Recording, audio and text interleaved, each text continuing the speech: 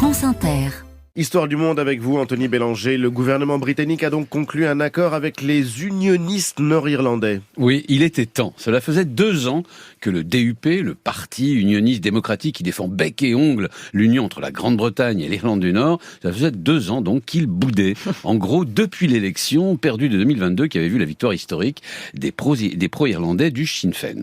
Or, bouder en Irlande du Nord, ça a un sens très précis. Ça signifie la suspension des accords du Vendredi Saint qui, à la fin des années 90, ont mis fin à des décennies d'affrontements entre catholiques et protestants et fait, je le rappelle, des centaines de victimes. Donc, lorsque les unionistes du DUP boudent, ils se retirent des institutions nord-irlandaises et refusent de partager le pouvoir. En conséquence, vacances du pouvoir régional, des institutions qui expédient des affaires courantes et Londres qui reprend la main et ça dure depuis 2 ans. Et alors Anthony, ça ressemble à quoi cet accord conclu par le gouvernement britannique ? Alors, laissons de côté les 3 milliards de livres sterling promis pour huiler les relations entre Londres et Stormont, c'est le siège du gouvernement nord-irlandais, et passons au plus important, le Brexit. C'est avant tout cela qui posait problème.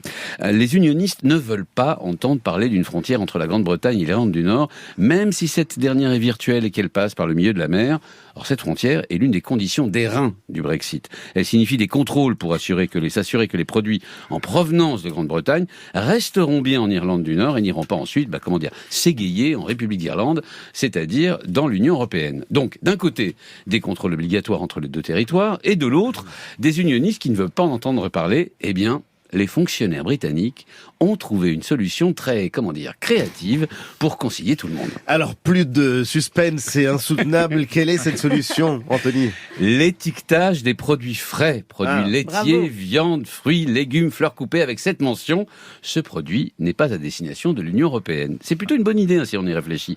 Étiqueter de cette façon, tous les produits périssables qui entrent en Irlande du Nord, s'ils se retrouvent dans le sud de l'île, pourront être facilement repérés. Sauf que le DUP a vite compris que le diable gisait dans les détails. Avec cette contrainte de plus, les fournisseurs britanniques pourraient être tentés de délaisser le petit marché nord-irlandais avec ses 2 millions d'habitants. Autrement dit, ce qui en apparence semblait une bonne solution allait se transformer en véritable cauchemar avec pénurie à la clé. Et donc retour à la case départ ? Eh bien non, parce que les fonctionnaires britanniques ont trouvé la parade. Enfin, Marion. Pour être certain que les fournisseurs ne se détournent pas de l'Irlande du Nord, Londres propose d'étiqueter ainsi tous les produits frais dans tout le pays et sur tous les étalages, qu'ils entrent en Irlande du Nord ou non. Aussitôt, les chaînes de supermarchés ont bondi et expliqué que cette mesure coûtera au bas mot 250 millions de livres sterling par an et pèsera donc sur le prix des produits alimentaires. Mais peu importe, pour Londres, la solution est trouvée. Les unionistes nord-irlandais sont contents, même si cette solution plonge un peu plus le Brexit, qui fête ces jours-ci ses 4 ans d'application, en absurdie. Merci, Anthony Bélanger.